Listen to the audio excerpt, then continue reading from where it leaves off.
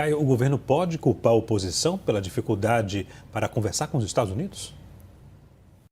Olá, Leandro. Olá, doutor Zé Eduardo. Saudações à nossa audiência. Olha, esse comportamento do ministro petista, Fernando Haddad, ele pode ser sintetizado naquela máxima do filósofo americano Homer Simpson.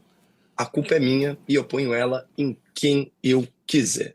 Aliás, terceirizar suas próprias responsabilidades, construir narrativas, inventar desculpas esfarrapadas tem sido uma constante no governo Lula.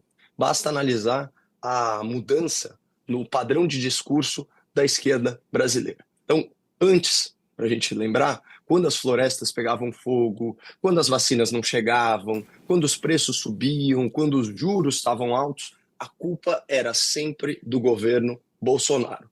Mas agora, o recorde de incêndio na Amazônia, a queda na vacinação infantil, a inflação fora do controle, a taxa de juro mais alta aí em 20 anos, o aumento de impostos, a corrupção bilionária no INSS, nada disso é culpa do governo Lula.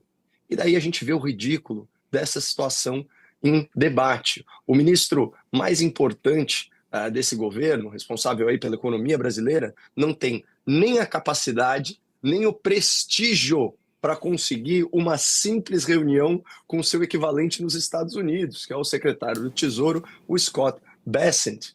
Mas o Haddad, ele é incapaz de lidar com a vergonha de reconhecer publicamente a sua própria incompetência e, por isso, ele oferece aí aos desinformados um bode expiatório para justificar o seu mais recente fracasso.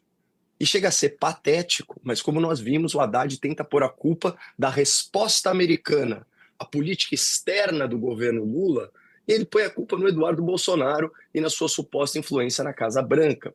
E essa narrativa do Haddad, ela está contaminada com uma das falácias mais comuns na arte da retórica, o tal argumentum ad hominem, um argumento contra o homem.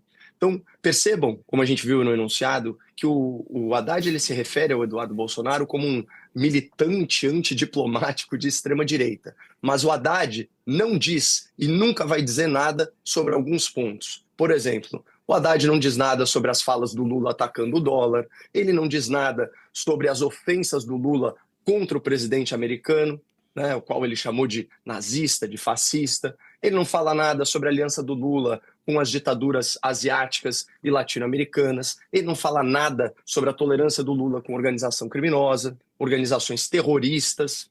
Ele não fala nada sobre o apoio do Lula à censura na internet.